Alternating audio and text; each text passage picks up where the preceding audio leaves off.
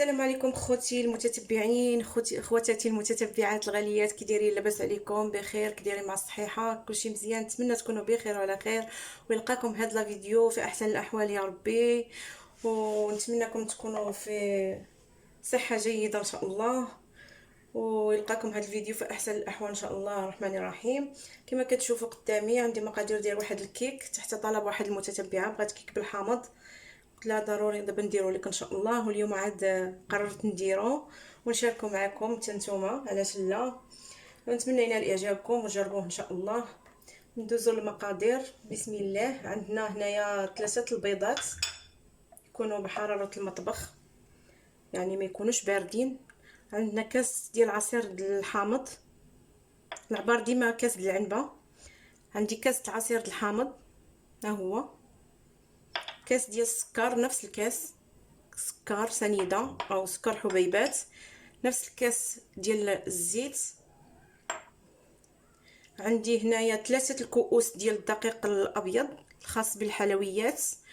عندي 2 ساشيات ديال الخميره، خمير الحلويات بيكين باودر. عندي ساشي ديال السكر فاني، اللي بغى يستغنى عليه ما يديروش، يكتفي غير بقشره ديال الحامض. قشره ديال الليمونه حامضه، درت انا 2 قشرات ديال الليمونات اللي عصرت.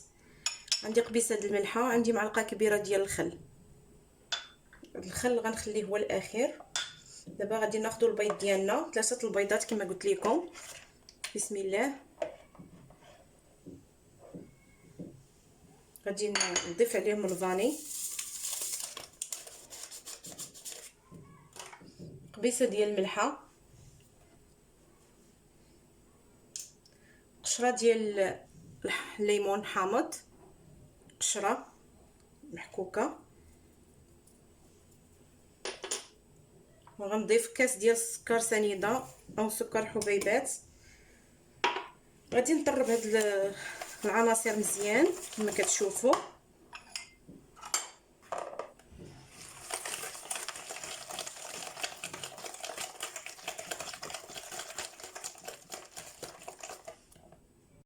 من بعد ما طربنا البيض ديالنا والسكر، ضفت عليه كاس ديال عصير الليمون الحامض، وضفت عليه كاس ديال الزيت، وغادي نخلطوه مزيان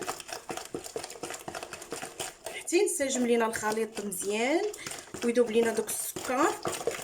دائما نخلطوه في اتجاه واحد باش نحافظوا على القوام ديال الكيك.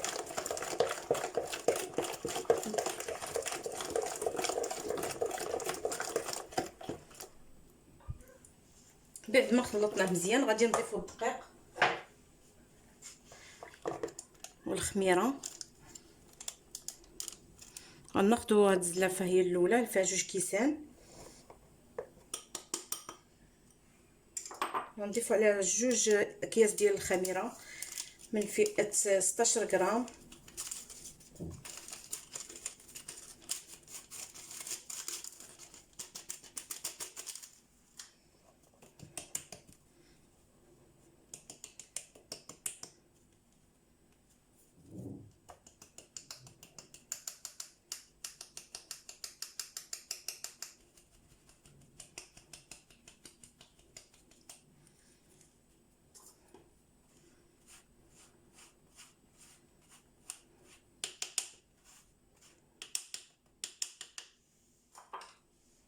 غادي نخلطوا هاد الكميه ديال الدقيق وهداك الكاس الثالث، كنخليوهم نبقاو نزيدو غير شويه بشويه باش كان الخليط اللي كان الدقيق تيشرب لينا ما نديروهش كامل، على حسب.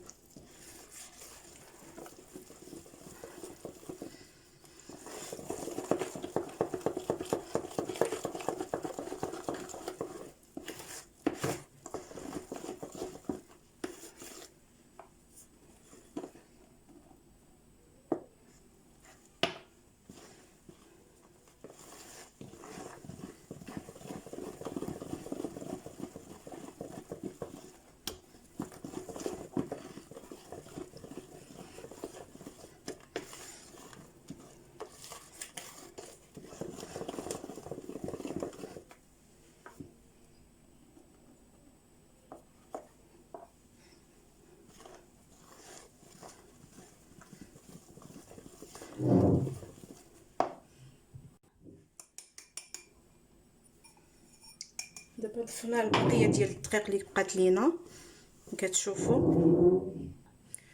من بعد ما دخلنا الدقيق كامل غادي نضيفوا معلقه كبيره ديال الخل، هي الاخره في المرحله الاخيره. نخلطوا غير بشويه تندخلوها في العجين ديالنا في الخليط.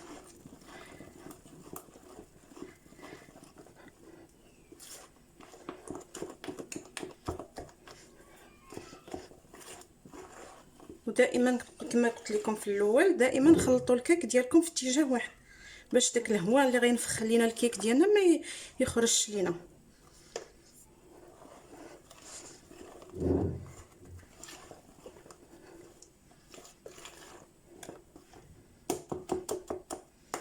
دابا غادي ناخذوا المول اللي غندخلوها فيه الفران، يكون مدهون بالزبده ومرشوش بالدقيق. المول اللي بغيتو، الشكل اللي بغا عندكم واللي متوفر عندكم خدموا به عادي، ماشي مشكل. المهم هي كي كطلع لينا وتجي مزيانه. ملي تنبغيو نكبوا الخليط في المول ديالنا نهزو يدينا الفوق ملي كتشوفوا.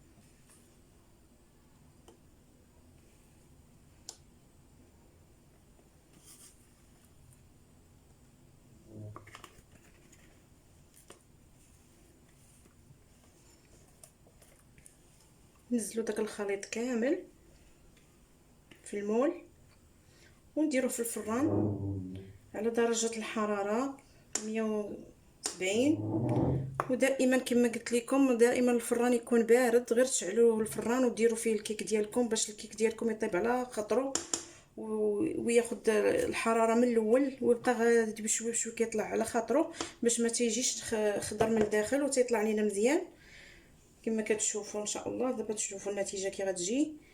نتمنى منكم تدعمونا وتشاركوا معنا في هذه القناه، ضغطوا على زر الجرس باش توصلوا بكل ما هو جديد ان شاء الله. وخليكم معايا. كما كتشوفوا البنات هذا هو الكيك ديالنا، ها هو وجد. زينته بهذه الطريقه، درت له غير دهنته بشويه ديال العسل ودرت له هاد لي فيرميسيل نوار وبالكوكو، ودرت له هذا الكونفليكس ديال العسل ديال رقائق الذره. كتشديه تدقدقيه شويه تكسريه مزيان وتتزيني به، راه تيجي زوين في التزيين ديال الكيك كيجي مقرمش. ايوا كما كتشوفوا هي جات طالعه تبارك الله الكيك ديال اليوم. نتمنى ان شاء الله تجربوها، علاش لا، وتعطوني الراي ديالكم. ما تنسوناش من التعاليق ديالكم الزوينه اللي دائما كنعطيو بها الجديد وكنجيبوه ما احسن. واللي ما مشتركش في القناه يشترك وفعل الجرس باش يتوصل بما هو جديد، وبارطاجيو الفيديو مع الاهل ديالكم وصحابكم، علاش لا، تقاسموا معهم هاد الكيك حتى هما يجربوها. وان شاء الله غادي تعجبكم. غندوز نقطع معكم واحد الطرف.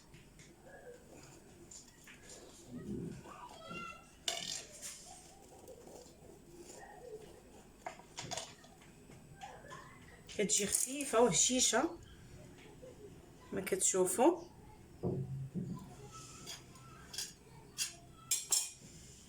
الكيك تيجي خفيف وهشيش. هانتو كتجي خفيفه وهشيشه بزاف. هانتوما كتشوفوا ما كتجيش معجنه خاويه، خفيفه ما كتجيش معجنه. نتمنى ان شاء الله تجربوها وتخلوا لي التعاليق ديالكم اللي جربها يقولها ليا. ايوا شكرا للمتابعه ديالكم والى اللقاء فيديو اخر ان شاء الله.